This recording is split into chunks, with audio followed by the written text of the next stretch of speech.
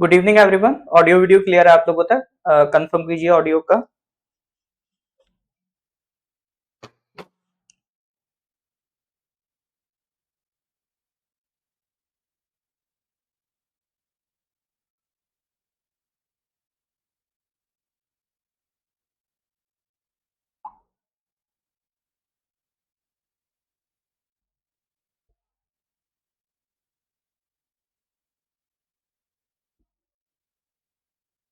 Confirm कीजिए audio का। हाँ जी सर, क्लियर है। ठीक है। अप्रैल का सर करंट अफेयर्स हम लोग डिस्कस कर रहे थे। आई थिंक 33 क्वेश्चंस पिछली क्लास में हमने कर दिए थे। उसके आगे आज स्टार्ट करेंगे। आगे स्टार्ट करें, एक बार पिछले क्वेश्चंस रिवाइज कर लेते हैं, फिर उसके बाद स्टार्ट करते हैं। जैसे क्वेश्चन नंबर 9 है आपका। Who among the following has topped the recently released Forbes World's Billionaire List 2024, the top 200? मतलब वर्ल्ड बिलियनियर लिस्ट फॉर्ब्स ने जो रिलीज की थी इस साल आपका मार्च के महीने में, अप्रैल के महीने में, तो उसमें वो पूछ रहा है टॉप किसने किया है। ये क्वेश्चन हम सर कर चुके हैं ना, ये क्वेश्चन पहले भी कर चुके हैं। तो इसका जो करेक्ट आंसर था दैट वाज बर्नार्ड अर्नोट। ठीक है, बर्नार्ड अर्नोट नाम था। इंपॉर्टेंट क्वेश्चन है, फैक्चुअल पॉइंट ऑफ व्यू से आपके एग्जाम में पूछा जा सकता है। ठीक है,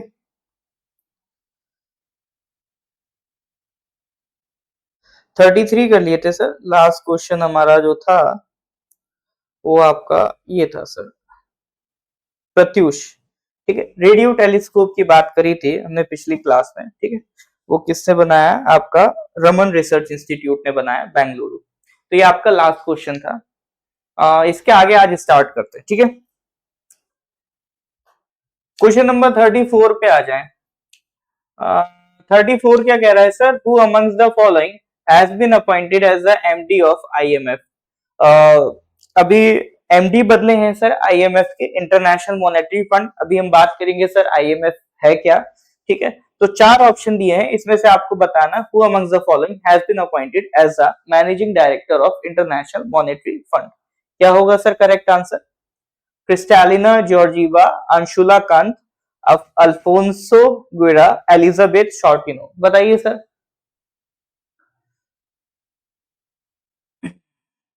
चलिए, correct answer is Kristalina Georgieva. ठीक है, ऑप्शन ए जो था Kristalina Georgieva, that is the correct answer. अच्छा, अब उसमें एक बार देख लेना क्रिस्टालिना जॉर्जीवा कौन सी कंट्री की है। एक बार आप लोग अपना ये होमवर्क मान के एक बार इस पे थोड़ा सा रिसर्च कर लेना, कोई बड़ी चीज नहीं है, गूगल पे मिल जाएगा। यहाँ पर मैं आपको थोड़ा सा आईएमएफ के बारे में बात करूंगा। ठीक है, आईएमएफ क्या है, आईएमएफ से रिलेटेड दो चार पॉइंट अपन डिस्कस करेंगे। चलिए सर, अच्छा एक मिनट रुकिएगा।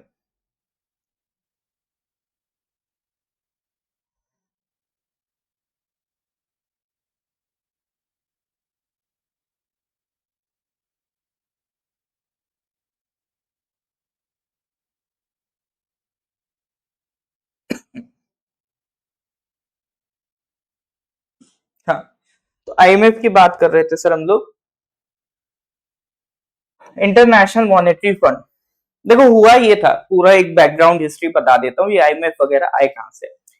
1939 से लेकर 1945 तक चलता है आपका वर्ल्ड वॉर टू। 1939 से 1945 आपका वर्ल्ड वॉर टू चलता है। वर्ल्ड वॉर टू में एक साइड आपका कंट्रीज थी लाइक ब्रिटेन, फ्रांस, ठीक है, यूएसए, यूके, ये कंट्रीज थी। वो यूके ब्रिटेन हो गया।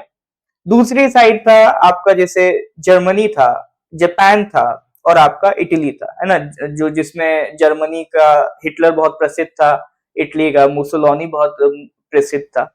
तो इनमें अगर आप देखेंगे, जीतता तो सर ये है आपका यूके वाला ब्लॉक, यूके, यूएसए, फ्रांस जिस ब्लॉक में थे ये जीतते हैं।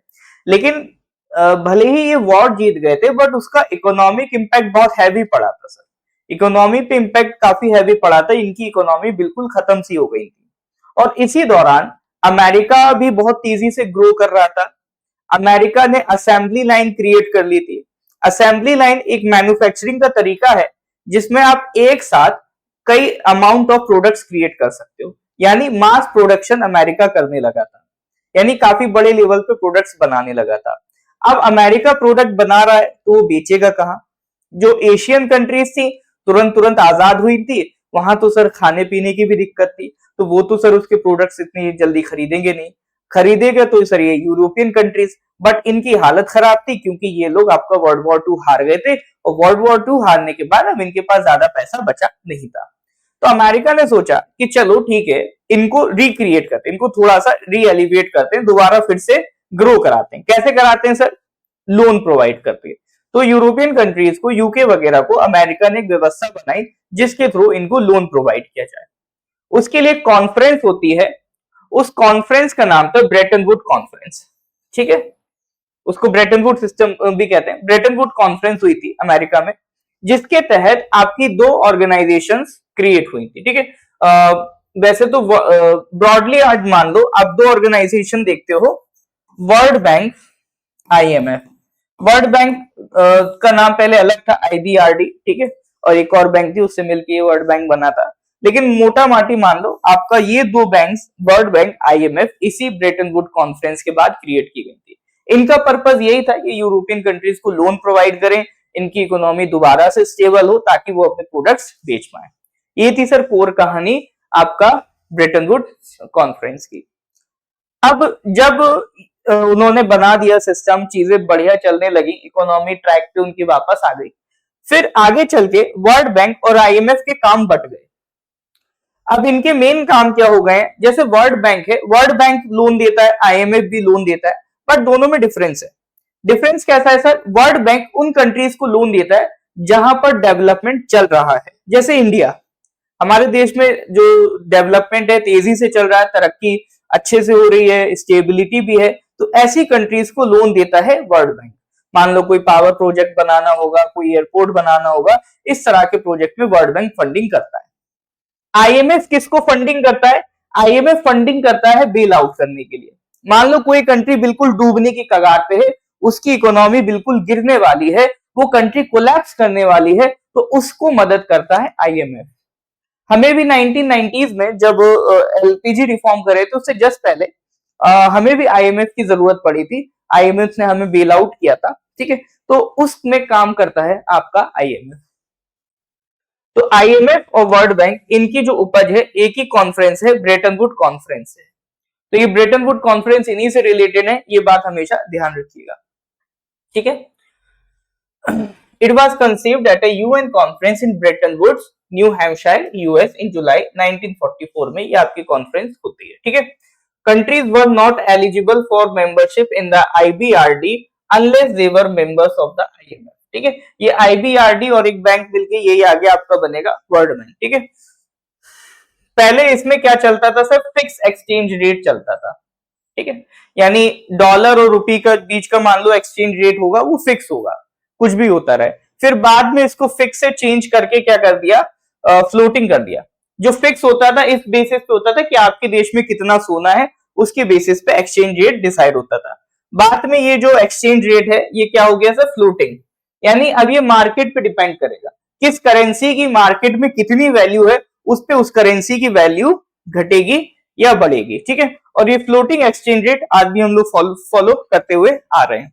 तो ये सारी जो चीजें डिसाइड हुई थी, ये कहां से डिसाइड हो रही हैं? इसी ब्रेटन वुड कॉन्फ्रेंस से डिसाइड हो रही है। ठीक है, तो यहां से दो बड़ी इंस्टीट्यूशंस आपको देखने को मिलती हैं, आईएमएफ, वर्ल्ड बैंक, दोनों के नाम याद रखिएगा। ठीक है ना, तो दोनों के पर्पस ध्यान रखिएगा। आज मेनली आईएमएफ और वर्ल्ड बैंक के क्या क्या पर्पस एग्जिस्ट करते हैं। ठीक है सर, बात समझ में आ रही है? इज दैट क्लियर और नॉट? हाँ जी सर, यहाँ तो कोई डाउट है तो बताइए। जेक जेक सबटाइटल्स हम अपने एंड से नहीं करते हैं, आप इसे अपने एंड से ऑफ कर सकते हैं सबटाइटल।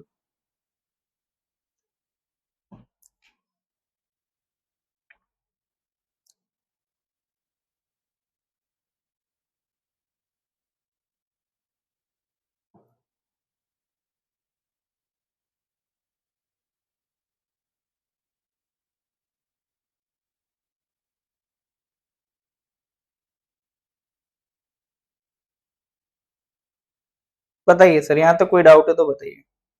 ठीक है, और आप सबटाइटल पे आप लोग फोकस क्यों कर रहे हैं? इस पे ध्यान दीजिए, मैं बोल कह रहा हूं। ठीक है, चलिए आगे बढ़ते हैं, अगले क्वेश्चन की तरफ आते हैं। Question number 35। Recently, who among the following has authored a book titled Knife? Amitav Ghosh, Anita Desai, Jhumpa Lahiri, Salman Rushdie. इनमें से किसने लिखी है किताब नाइफ?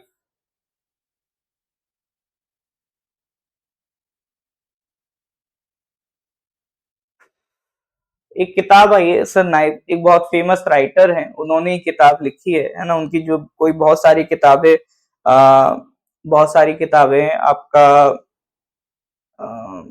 न्यूज में रहती हैं, कंट्रोवर्सी में भी आ जाती हैं, तो नाम पूछ रहा है ऑथर का। लेंकी जी देखिए, अगर पूरा आप एक्सप्लेन करने के लिए कह रहे हैं तो उसके लिए मैं माफी चाहूंगा, क्योंकि ये ऑनलाइन क्लास है, इसकी रिकॉर्डिंग अवेलेबल होगी, तो पूरा जो रिपीट है वो आप उस रिकॉर्डिंग से देख लीजिएगा, है ना। सेकंड थिंग इज, अगर आपको किसी स्पेसिफिक पार्ट में डाउट है तो वो आप बता दीजिए, ठीक है। बताइए, who among the following has been authored a book title knife? इसका करेक्ट आंसर, बिल्कुल सही बात, इसका सर करेक्ट आंसर है सलमान रश्दी। सलमान रश्दी काफी कंट्रोवर्सी में रहते हैं, न्यूज में रहते हैं। अभी एक्चुअली उन पर 2022 में एक अटैक हुआ था, ठीक है। तो उस अटैक का जो इंसिडेंस है पूरा उन्होंने इस किताब में मेंशन किया है। चाकू से ही हमला हुआ था, तो उन्होंने आपकी किताब जो लिखी है उसका नाम भी क्या लिखा है? Knife. What followed was a horrific act of violence that shook the literary world and beyond. Now, for the first time, Rushdie relieves the traumatic events of that day and its aftermath, as well as his journey towards physical recovery and the healing that was made possible by the love and support of his wife Eliza, his family, his army of doctors and physical therapists, and his community of readers worldwide.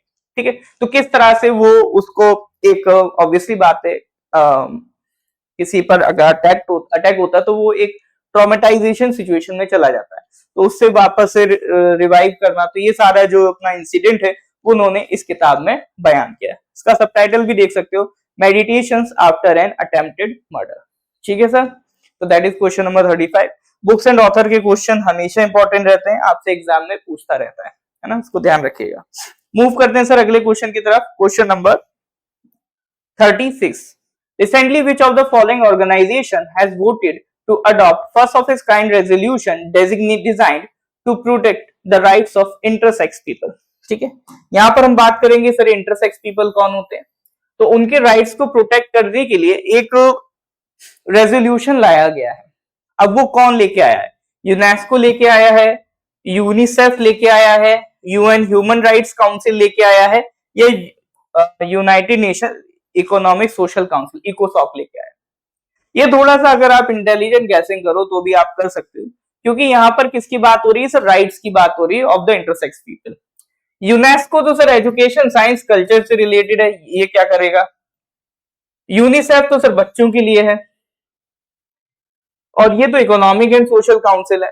तो जो ज्यादा best option लग रहा है, I hope आप समझ पा रहे होगे, तो ज्यादा बेस्ट ऑप्शन आपको क्या लग रहा है? That is your United Nations Human Rights Council. ठीक है, United Nations Human Rights Council is the best possible answer.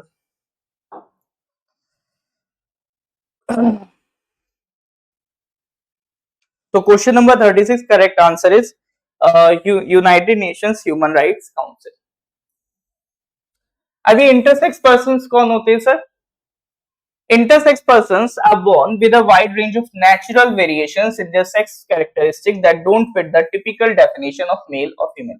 मतलब जो अपने आप को वो कैटेगोरिकली मेल या फीमेल की जो हमारी बेसिक डेफिनेशन में अगर वो उसमें अपने आप को आइडेंटिफाई नहीं कर पाते हैं तो वो इंटरसेक्स पर्सन्स कहलाते हैं। यानी उनका जो क्रोमोसोम हो सकता है, मान लो जैसे फीमेल का क्रोमोसोम्स होता है XX, ठीक है, बट उनके जो जेनिटल्स होंगे वो मेल वाले होंगे, या फिर उनका क्रोमोसोम हो सकता है XY जो मेल का होता है बट उनकी जेनिटल्स फीमेल वाले होंगे। तो इस तरह के जो लोग हैं उनको इंटरसेक्स पर्सन कहा जाता है। एक्सपर्ट का एस्टिमेट है कि जो 1.7% ऑफ द पॉपुलेशन है that is born with intersex traits. ठीक है, तो उनके राइट्स को रिकॉग्नाइज करने के लिए United nation human Rights council ने क्या किया है सर? एक रेजोल्यूशन पास किया। ठीक है, चलो अब यहाँ पर ह्यूमन राइट्स काउंसिल की बात हो रही है, तो ये एक इंटरनेशनल ऑर्गेनाइजेशन है, यूएन की ऑर्गेनाइजेशन है, तो ऑब्वियसली बात है, अब आपको पता होगा, अगर आप 2-4 क्लासेस भी मेरी करते हुए आ रहे हो तो आपको आइडिया होगा कि अपना अगला सवाल क्या होना चाहिए। कोई भी इंटरनेशनल ऑर्गेनाइजेशन अगर आप देख रहे हो तो पहला सवाल क्या माइंड में आना चाहिए, बताइए सर। अगर हम कोई भी ऑर्गेनाइजेशन देख रहे हैं इंटरनेशनल, तो पहला सवाल माइंड में क्या आना चाहिए? अच्छा, आप लोगों में से फर्स्ट क्लास है किसी का आज? तो जिनका भी फर्स्ट क्लास हो, एक बार आप लोग चले जाएं अप्रैल महीने में, ठीक है, वो इसकी जो भी रिकॉर्डिंग होती है नॉर्थ ईस्ट पीएससी के यूट्यूब चैनल पे अपलोड हो जाती है, तो उसमें आप देख लीजिएगा। जो अप्रैल का प्लेलिस्ट मैंने जो बना रखा है, तो अप्रैल मंथ की जो पहली वीडियो है उसमें सारा इंट्रोडक्टरी पार्ट मैंने बता रखा है कि कितना करंट अफेयर्स पढ़ना है, कैसे नोट्स बनाने, ठीक है, वो सारी चीजें हर महीने के शुरुआत में मैं डिस्कस करता हूँ। तो ये अप्रैल की जो पहली वीडियो थी उसमें आपको मिल जाएगा, है ना। और हर एक मंथ का एक सेपरेट प्लेलिस्ट मैंने बना के रख दिया है।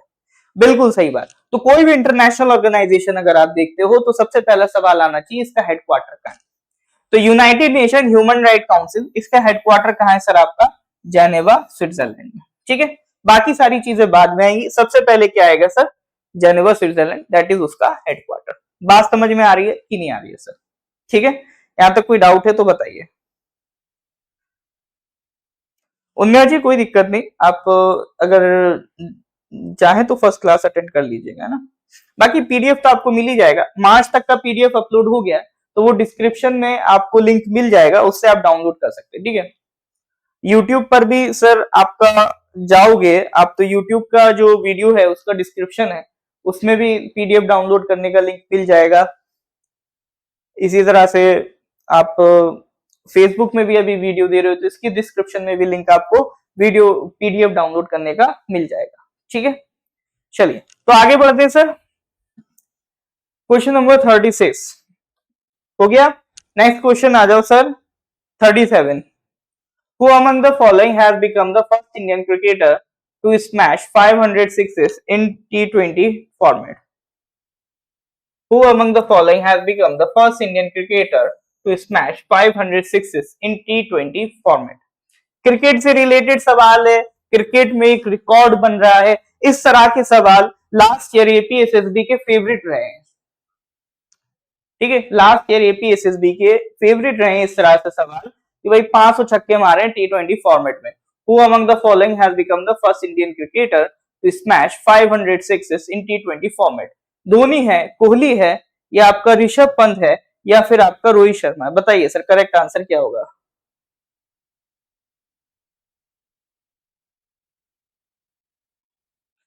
लूना जी एक्चुअली क्या सीन है, देखिए हम स्ट्रीमिंग करा रहे हैं ना, तो ये स्ट्रीमिंग यूट्यूब फेसबुक दोनों में हो सकती है, बट जो हमारा मेजोरिटी स्टूडेंट्स है वो फेसबुक से ही जुड़ा है। नॉसिस पीएससी का जो स्टार्ट हुआ था तो वो फेसबुक पेज से ही स्टार्ट हुआ था, तो इस वजह से हम लाइव स्ट्रीमिंग फेसबुक पे करा रहे हैं। बाकी जो इसकी रिकॉर्डिंग है वो यूट्यूब पे तो जा ही रही है, क्योंकि देखिए स्ट्रीमिंग दोनों पे सेम है, बाकी जो रिकॉर्डिंग है वो यूट्यूब पे ज्यादा ठीक पड़ती है। अब उसमें क्या हो रहा था, उसे अगर हम यूट्यूब पे डाल रहे थे तो वो फेसबुक पे हमारा कंटेंट नहीं जा पा रहा था, ठीक है ना। तो फेसबुक में भी रहे, यूट्यूब में भी रहे, इसीलिए हमने डिसाइड किया कि आपका जो स्ट्रीमिंग है वो फेसबुक में रहे, क्योंकि इसमें बस आपको एक ऐप ही एक्स्ट्रा इंस्टॉल करना है, ठीक है ना। तो उसमें आपको सारा मटेरियल वो क्या कहते हैं लाइव तो सेम ही रहता है, क्योंकि जिस तरह से आप मतलब स्पीड में तो चेंज वगैरह नहीं कर सकते, बाकी रिकॉर्डिंग जो होता है वो यूट्यूब पे ज्यादा बेटर रहता है, ठीक है ना, इस वजह से। हाँ जी संगीता जी, अभी ये अप्रैल का करंट अफेयर्स चल रहा है।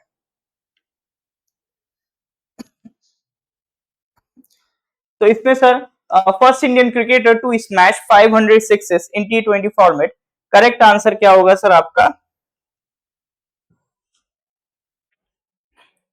Correct answer is Rohit Sharma, ठीक है, रोहित शर्मा। तो ये तो एज इट इज, अब इसमें क्या समझाने वाली बात है, ठीक है, इसको तो एज इट इज याद रख लेना, जो स्पोर्ट्स वाले एक सेक्शन जो आप बनाएंगे उसमें इसको अलग से लिख लेना, ठीक है, स्पोर्ट्स का सवाल है। Next question, question number 38. As per recent information shared at 42nd Inter-Agency Space Debris Coordination Committee, ठीक है, एक space debris coordination committee, inter agency space debris coordination committee, उसकी एनुअल मीट हुई थी, 42nd एनुअल मीट, उसमें India ने target लिया है कि हम debris free space mission launch करेंगे by which of the following year. ठीक है, मतलब अगला हमारा टारगेट है कि debris free space mission launch करना है। डेब्रिस फ्री का मतलब क्या है सर? ये डेब्रिस क्या होता है?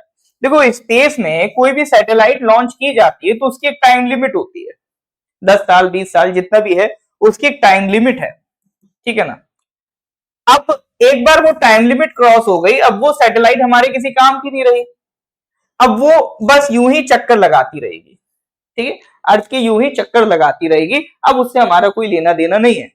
दोबारा हमने सैटेलाइट भेजी, वो भी यूं ही चक्कर लगाती रही। तो आप खुद समझो इससे क्या हो रहा है सर? स्पेस में कचरा इकट्ठा हो रहा है।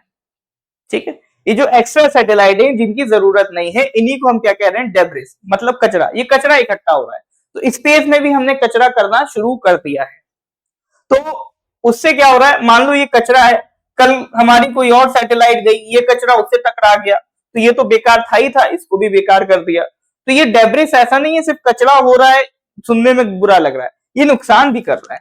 ठीक है, तो अब ये टारगेट किया जा रहा है कि भाई स्पेस में जो डेब्रिस हो गया है, भले उसको कम ना कर पाओ, एटलीस्ट बढ़ाने से रोको। तो अब इस तरह के मिशन इसरो लॉन्च करेगा, जिसमें जो सैटेलाइट लॉन्च करेगा उसका टाइम पीरियड कंप्लीट होने के बाद वो उससे डी ऑर्बिट करा के वापस दूसरी लोकेशन पे ले जाएगा, ताकि ये जो यहाँ पर भीड़ इकट्ठा हो रही है ऑर्बिट में, उसको कम किया जाए। ठीक है ना? क्योंकि सैटेलाइट तो सर सभी लॉन्च कर रहे हैं, भले गिनी चुनी कंट्रीज के पास स्पेस एजेंसीज हैं, बट स्टिल अगर किसी अफ्रीकन कंट्री को भी सैटेलाइट लॉन्च करनी होगी तो भले वो अपने एंड से ना कर पाए, वो हमको टारगेट दे देंगे, हमको पैसा दे देंगे, आप कर दो। तो सैटेलाइट तो हर कंट्री लॉन्च कर रहा है, तो उस वजह से स्पेस में भी कचरा क्रिएट होना शुरू हो गया है। तो इसीलिए डेब्रिस फ्री स्पेस मिशन का टारगेट लिया इसरो ने, तो वो कब तक पूरा करेंगे, ये आपका क्वेश्चन है। करेक्ट आंसर देखते हैं सर। Correct answer is 2030। तो उन्होंने सर टारगेट लिया है कि बाई 2030 हम ये डेब्रिस फ्री मिशन लॉन्च करेंगे। ठीक है, बाकी यहाँ पे मैंने मेंशन कर दिया है कि स्पेस डेब्रिस क्या होता है। It refers to man made objects in earth orbit that no longer serve a useful purpose. इनसे थ्रेट क्या है? मरीन लाइफ को थ्रेट है। मान लो वो गिर गए, ठीक है, ऑर्बिट से बाहर आ गए, ओशियन में गिर गए, तो मरीन लाइफ को नुकसान पहुंचा देंगे। ऑपरेशनल सैटेलाइट को नुकसान पहुंचा सकते हैं, टकरा गए किसी से। ठीक है, और जो ऑर्बिटल स्लॉट है उसको रिड्यूस कर देते हैं, क्योंकि सर जो ऑर्बिट है उसकी साइज तो एक लिमिटेड ही है ना। अब पुरानी सैटेलाइट बढ़ जाएंगी तो नई सैटेलाइट के लिए जगह कहां बचेगी? फिर स्पेस सिचुएशनल अवेयरनेस की जरूरत है, जो it makes it more challenging for satellite operators and space agencies to accurately track and predict the orbits of objects in space. मतलब इतना ट्रैफिक हो रहा है ऑर्बिट में कि जो सैटेलाइट ऑपरेट भी कर रहे हैं तो उनकी ट्रेजेक्ट्री को मेजर करना, कैलकुलेट करना, वो भी मुश्किल होता जा रहा है। तो ये प्रॉब्लम्स हैं फ्रॉम द स्पेस डेब्रिस। देखो, ये जो थ्रेड वाला पार्ट है, ये अगर आप मेंस की आंसर राइटिंग की तैयारी कर रहे हो तो उसके लिए इसको रेडी कर लेना है ना। एमसीक्यू अगर आपको देने हैं सिर्फ, लाइक जैसे एपीएसएसबी वगैरह में, तो उसमें इसकी जरूरत नहीं है, उनको बस एक बार सुन ले, बेहतर है। लेकिन अगर आप मेंस वगैरह की तैयारी कर रहे हो तो वहां पर ये पॉइंट आपको हेल्प करेंगे कि मान लो कभी स्पेस डेब्रिस से रिलेटेड कोई क्वेश्चन आ गया कि स्पेस डेब्रिस से आने वाले टाइम में बड़ा चैलेंज होने वाला है हमारे लिए, तो उसको कैसे डील करेंगे, वहां पर हो सकता है आपसे ये सब पूछे, तो वहां पर ये पॉइंट्स आपके काम आ सकते हैं। ठीक है सर, चलिए, यहां तक कोई डाउट है तो बताइए।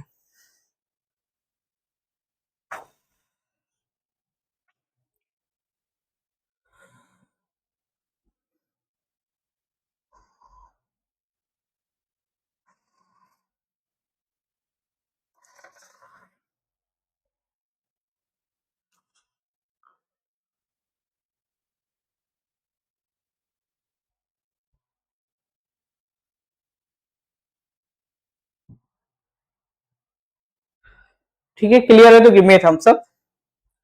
समझ में आ रहा है? डाउट है तो पूछिए, अदरवाइज फिर आगे बढ़ते हैं। अगले क्वेश्चन का आंसर दीजिए सर, क्वेश्चन नंबर 39। ठीक है, 39 क्या है? As per recent information, India has begun development of an indigenous bullet train। ठीक है, आपने भी पता ही होगा सर, बुलेट ट्रेन आने वाली है, बुलेट ट्रेन का काम चल रहा है। The design process is done by which of the following companies. ठीक है, मतलब इंडिजिनाइज बुलेट ट्रेन बन रही है सर।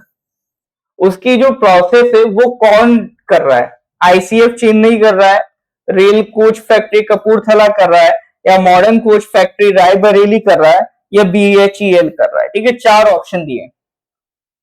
इसमें मेरे ख्याल से आप बता ही दोगे कौन सा ऑप्शन है। हाँ जी सर, इनमें से करेक्ट आंसर बताइए।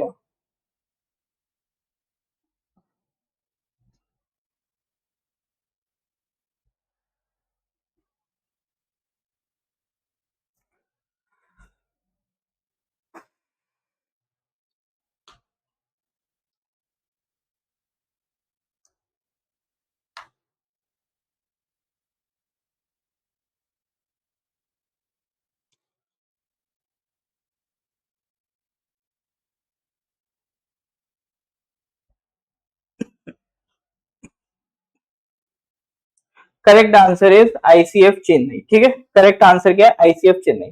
देखो सर, भारत में जो कोचेस बनते हैं उसके लिए तीन फैक्ट्रीज हैं आपका। एक तो चेन्नई में आईसीएफ है, दूसरा रायबरेली में मॉडर्न कोच फैक्ट्री है, और एक आपका रेल कोच फैक्ट्री आरसीएफ है कपूरथला में। ठीक है, ये तीन लोकेशन है जहां पर आपका रेलवे के कोचेस बनते हैं। ठीक है, चेन्नई, रायबरेली, कपूरथला, इन तीन को याद रखिएगा। और जो बुलेट ट्रेन की डिजाइन है वो कौन कर रहा है सर? आईसीएफ चेन्नई कर रहा है। इनसे ही जहां तक ये बनवाएंगे, है ना। और ये आईसीएफ चेन्नई है जिसने अभी जो आप वंदे भारत ट्रेन देख रहे हो, ठीक है, जो इसका पहले नाम था T18 ट्रेन। ठीक है, तो वंदे भारत जो ट्रेन है उसको भी कौन मैन्युफैक्चर करता है? आईसीएफ चेन्नई ही करता है। ठीक है, तो बुलेट ट्रेन का काम भी कौन करेगा? अभी डिजाइन तो आईसीएफ चेन्नई ही करेगा, है ना। तो ICF Chennai is the correct answer. तो मेन चीज इसमें ये ध्यान रखना कि रेलवे कोचेस बनाने के लिए हमारे पास तीन फैक्ट्री है। एक चेन्नई में है आईसीएफ, दूसरा एक रायबरेली में मॉडर्न कोच फैक्ट्री एमसीएफ, और एक है रेल कोच फैक्ट्री आरसीएफ इन कपूरथला। ठीक है, तो ये तीन लोकेशंस ध्यान रखिएगा। चलिए नेक्स्ट क्वेश्चन पे आते हैं। ये तो 39। नेक्स्ट क्वेश्चन पे आ जाओ sir, question number 40। Recently, astronomers have found the most massive stellar mass black hole ever detected in our galaxy, located approximately 2000 light years away from Earth in the constellation Aquila. What is the name of this black hole? ठीक है, एक black hole है, अभी तक का सबसे heavy मान लो black hole है, वो कॉन्स्टिलेशन एक्यूला में है और अर्थ से 2000 लाइट ईयर्स दूर है। तो उस ब्लैक होल का नाम पूछ रहा है सर ये।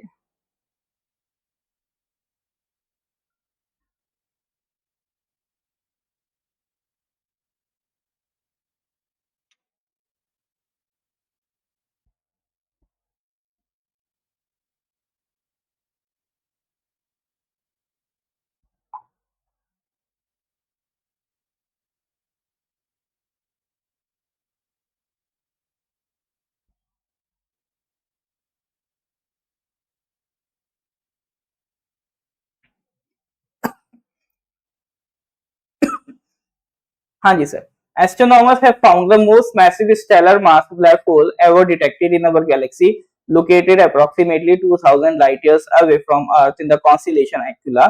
What is the name of this black hole? Sagittarius A, Gaia BH3, Messier 61 या Markarian 335। चार ऑप्शन है। ठीक है, करेक्ट आंसर की सर बात कर लेते हैं। So the correct answer is गाया BH3। ठीक है, प्रोनाउंसिएशन थोड़ी बहुत इधर हो सकती है, स्पेलिंग याद रख लेना, गाया BH3। ब्लैक होल क्या होता है सर?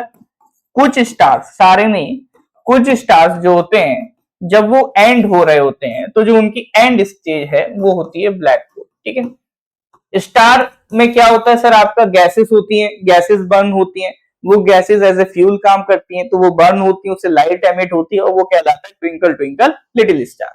जब वो गैसेस खत्म हो जाएंगी, बर्न आउट हो जाएंगी, तो जो डाइंग स्टेज होगी स्टार की, जो लास्ट स्टेज होगी स्टार की, that will be black hole. तो वो लास्ट में क्या बन जाते हैं? कुछ star, they will be formed as black whole.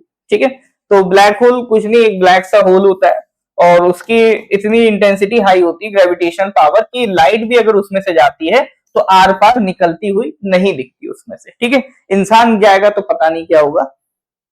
आज तक जो गया है तो वो बता नहीं पाया क्या हुआ फिर उसके साथ। ठीक है, तो ये समझो स्टार की लास्ट स्टेज होती है ब्लैक होल। चलो जी, बात समझ में आ रही है सर? तो that is question number 40। Next question पे आते हैं, क्वेश्चन नंबर 41। बीएच का फुल फॉर्म मुझे नहीं पता, और पूछेगा भी नहीं वो, मैंने इतना नहीं पढ़ा उसमें कि बीएच की फुल फॉर्म क्या है।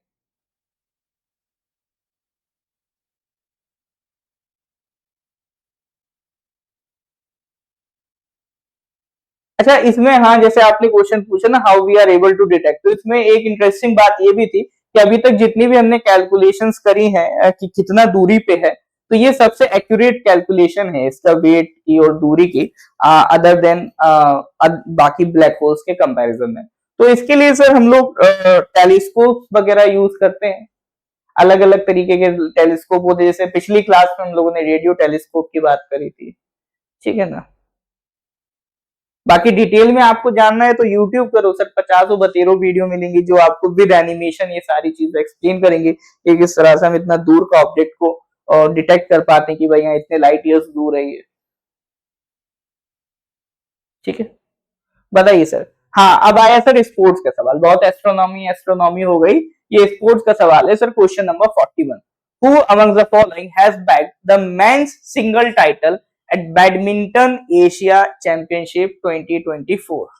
Who among the following has bagged the men's single title at Badminton Asia Championship 2024? Wang Chang, Liang Wei King, Feng Yanze, Jonathan Christie। चार ऑप्शन है, करेक्ट आंसर बताइए।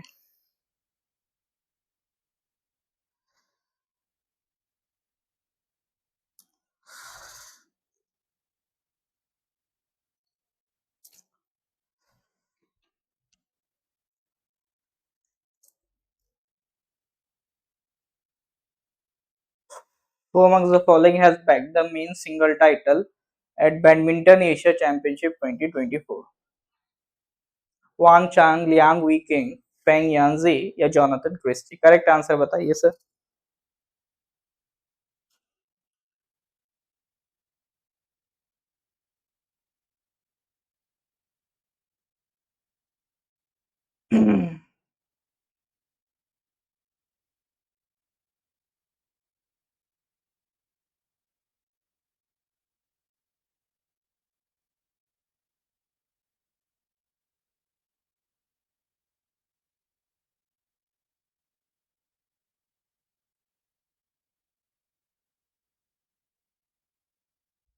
Correct answer is Jonathan Christie. ठीक है, Jonathan Christie बिल्कुल सही बात है। ज्यादातर लोग क्रिस्टी बता रहे हैं, कुछ ने सी बताया, लेकिन जोनाथन क्रिस्टी याद रखिएगा। तो ये सर स्पोर्ट्स के क्वेश्चन है, ये आपके एग्जाम में आएंगे तो एज इट इज डायरेक्ट इसी तरह के क्वेश्चन आपसे पूछ लेगा। ठीक है, नेक्स्ट क्वेश्चन पे आ जाओ sir, question number 42। As per recent information, who among the following will be honored with Lata Dinanath Mangeshkar Award for his remarkable dedication to the nation, its people and society? देखिए, लता दीनानाथ मंगेशकर, तो ये लता मंगेशकर जी के honour में, ठीक है, उनकी memory में ये अवार्ड लॉन्च किया गया है, लता दीनानाथ मंगेशकर अवार्ड। ठीक है, तो ये दिया जाता है जो लोग देश के लिए, जनता के लिए, सोसाइटी के लिए कुछ डेडिकेटेड काम करते हैं। तो इस साल ये अवार्ड किसको दिया गया है? नाना पाटेकर, नितिन गडकरी, अमिताभ बच्चन, उद्धव ठाकरे। तो चार ऑप्शन दिए गए हैं, करेक्ट आंसर बताना।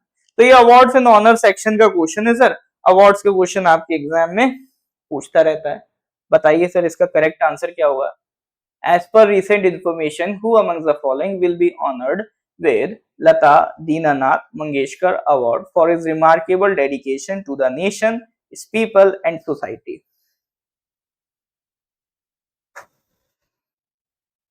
बिल्कुल sir, correct answer is a. नहीं सर, ए तो नहीं है, नाना पाटेकर नहीं है sir, correct answer is Amitabh Bachchan. ठीक है, अमिताभ बच्चन को तो जानते होंगे सर, अमिताभ बच्चन। ठीक है, तो ये अवार्ड किसको दिया गया है इस बार? अमिताभ बच्चन को दिया गया है। सबसे पहले ये जो रेसिपिएंट थे, इसके फर्स्ट रेसिपिएंट थे नरेंद्र मोदी, फिर उसके बाद उनकी जो सिस्टर हैं आशा भोसले, उनको दिया गया था 2023 में। हर साल दिया जाता है ये अवार्ड, कौन देता है सर इसको? मास्टर दीनानाथ मंगेशकर स्मृति प्रतिष्ठान, ये आपका इंस्टीट्यूशन है, वो ये इस अवार्ड को देता है।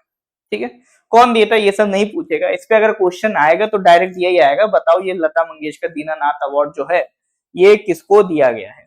ठीक है, इसी तरह का डायरेक्ट क्वेश्चन आएगा तो वो आपको पता होना चाहिए। अमिताभ बच्चन, अमिताभ बच्चन क्या किया है, मतलब उन्होंने आर्ट की फील्ड में तो काफी काम किया है ना, और सोशल इश्यूज पे भी अमिताभ बच्चन कभी कभी आपका बात करते ही रहते हैं। और आर्ट में तो सर बहुत बड़ा कंट्रीब्यूशन है, अगर आर्ट की फील्ड में आप जाओगे, मतलब देश के एक लेजेंडरी एक्टर हैं अमिताभ बच्चन, तो ऐसे तो ना बोलो सर कि अमिताभ बच्चन ने क्या किया है।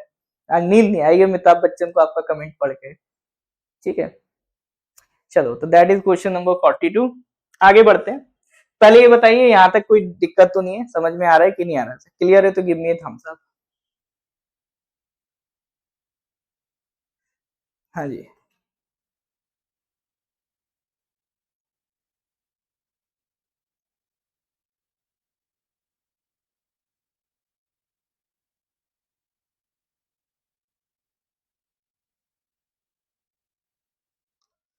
ऑडियो वीडियो आ रही है आप लोगों तक?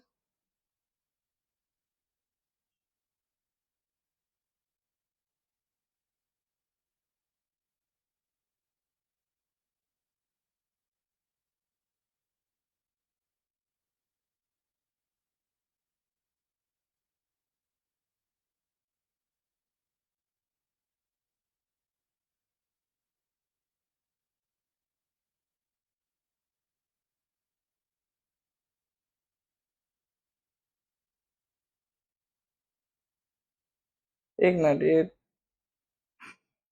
आप लोगों को ऑडियो वीडियो क्लियर है कि नहीं है? मेरे एंड से ये हैंग हो रहा है क्या?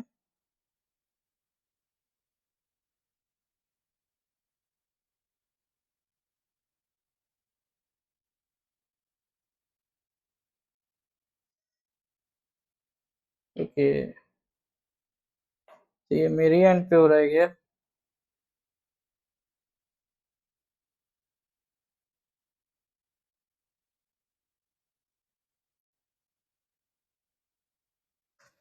तो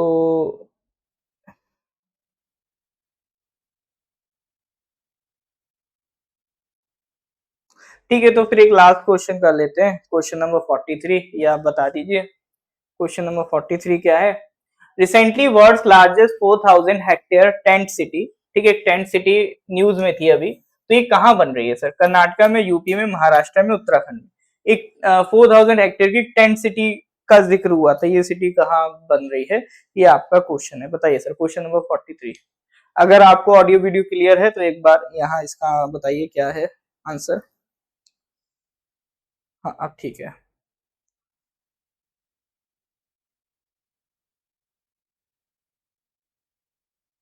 हाँ तो मेरे एंड से थोड़ा दिक्कत हो गई थी शायद।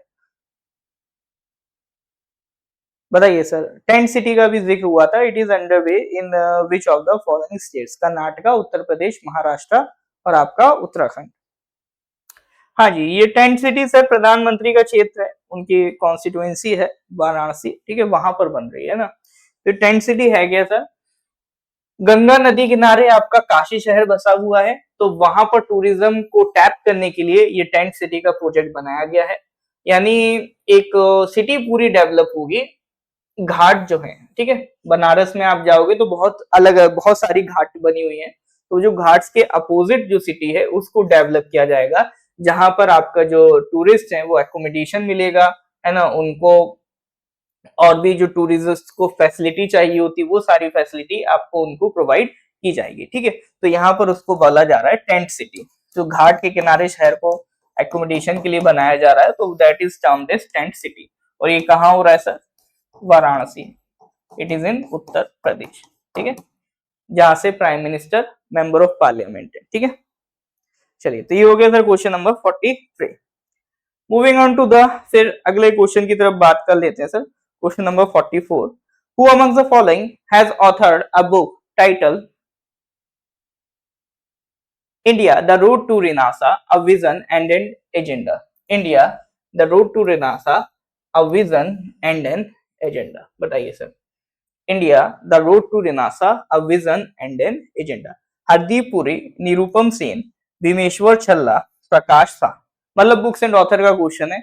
आज आई थिंक एक बुक पढ़ी है ना, एक बुक एंड ऑथर का क्वेश्चन हमने डिस्कस किया था, तो ये आज आपका दूसरा बुक एंड ऑथर का क्वेश्चन है। बुक एंड ऑथर के क्वेश्चन आते रहते हैं आपके एग्जाम में, ठीक है, तो उसको थोड़ा सा सीरियसली लीजिएगा। India the road to renaissance, a vision and an agenda, ये किताब सर किसकी लिखी हुई है? करेक्ट आंसर पे आते हैं डायरेक्ट, ठीक है, भीमेश्वर छल्ला, ठीक है, भीमेश्वर छल्ला ने ये किताब आपका लिखी है। तो दैट इज क्वेश्चन नंबर 44। चलो नेक्स्ट आ जाओ सर क्वेश्चन नंबर 45 पे। 45 क्या कह रहा है सर?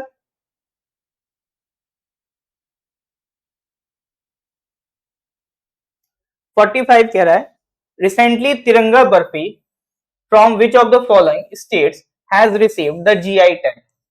जीआई टैग मिला है सर किसको? तिरंगा बर्फी को। वो किस स्टेट से बिलोंग करती है? देखो जीआई टैग के क्वेश्चन अभी ज्यादा देखने को नहीं मिले, इक्का दुक्का जीआई टैग से रिलेटेड अगर आई थिंक आया है तो आया है, बट अदरवाइज जीआई टैग से ज्यादा क्वेश्चन नहीं आए, एक आध क्वेश्चन आया है जीआई टैग से, ठीक है। बट ये पोटेंशियल टॉपिक है, जैसे मिलिट्री एक्सरसाइज है, कभी कभी आता है, लेकिन जिस साल आता है उस साल आपको वो 2 नंबर दे के जाता है। इसी तरह से जीआई टैग है, तो जीआई टैग को मजबूती से करके जाएं, इसके क्वेश्चन मिस ना करें। तो इनमें से किस स्टेट को मिला है सर जीआई टैग? वो तिरंगा बर्फी। तिरंगा बर्फी सर ये आपका जो है ये यूपी की है सर, ठीक है। जो तिरंगा बर्फी है वो कहाँ की है सर? आपका यूपी की। और कहाँ से है सर? काशी से है। एक ट्राई कलर्ड स्वीट है that was spreaded to make a statement by freedom fighters in the Quit India movement. जो अंग्रेजों भारत छोड़ो आंदोलन था 1942 में जो लॉन्च किया गया था, उसमें मतलब as a mark of protest एक तिरंगा बर्फी बनाई गई थी, ठीक है, ट्राई कलर्ड बर्फी, ताकि वो सिग्निफाई कर रही थी, अंग्रेजों को खिलाई जा रही थी ये भारत देश की मिठाई तुम खा रहे हो और यहाँ से खा के निकल लो, ठीक है। अच्छा इसमें एक फैक्ट और जुड़ गया है कि यूपी में जो टोटल जीआई टैग्स हैं कितने हो गए? 75। तो अगर ये क्वेश्चन आ जाए which state has the highest GI tag, ये देखो ये बहुत हाईली चेंजिंग चीज है, बदलता रहता है, आज यूपी के पास है कल हो सकता है किसी और स्टेट के पास हो, but in the coming exams like जैसे आपका हेड कांस्टेबल आ रहा है ना, तो अभी नियर बाई एग्जाम्स में अगर आपसे पूछ ले कि बताओ सबसे ज्यादा हाईएस्ट टैक्स जीआई टैक्स किसके पास है, तो दैट इज उत्तर प्रदेश, ठीक है, दैट इज उत्तर प्रदेश। कितने हैं सर? टोटल ऑफ 75 तिरंगा बर्फी फ्रॉम काशी, ठीक है। Other products that receive the certification in Uttar Pradesh include Banaras, वो आपका Banaras metal casting craft, Lakhimpur Kheri Tharu embroidery, Bareilly cane and bamboo craft, Bareilly zardozi craft and Pilkhuwa hand block print textile. मतलब 6 प्रोडक्ट्स आपके यूपी के हैं जिनको जीआई टैग मिला है। तो नंबर 1 पे सबसे ज्यादा जीआई टैग वाला स्टेट बन गया यूपी, और यूपी के बाद सेकंड नंबर पे कौन आ रहा है 58 जीआई टैग्स के साथ? तमिलनाडु, ठीक है, तमिलनाडु। तो ये जो जानकारी है ये एज ऑफ अप्रैल 2024 की जानकारी है, ठीक है। ये आपका हो सकता है आगे चेंज भी हो जाए, but for the time being highest GI tags किसके पास है? उत्तर प्रदेश के पास है, ठीक है सर। हाँ जी, यहां तक कोई डाउट है तो बताइए, कोई डाउट है तो बताइए, क्लियर है तो गिव मी थम्स अप। हाँ जी सर, अदरवाइज मूव करते हैं सर।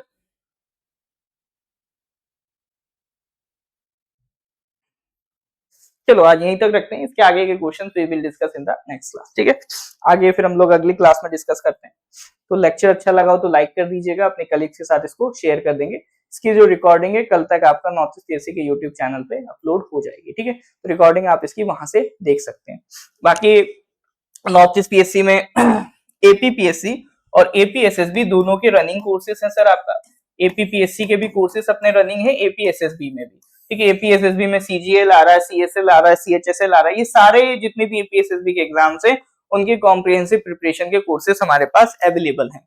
एपीपीएससी में भी सर सिविल सर्विसेज हो गया है ना, उसमें प्रीलिम्स का एक बैच है, एक प्रीलिम्स प्लस मेंस का बैच है, वो भी हमारा भी करंट में रनिंग है। तो इसमें किसी भी कोर्स की, किसी भी सब्जेक्ट की अगर आपको इंफॉर्मेशन चाहिए, ठीक है, तो आप कांटेक्ट कर सकते हैं 8076535685 पर, ठीक है। तो इस नंबर पर कॉल या व्हाट्सएप कर दीजिएगा 8076535685 पर, ठीक है सर। चलिए फिर मिलते हैं सर अगली क्लास में। Till then goodbye, have a nice day.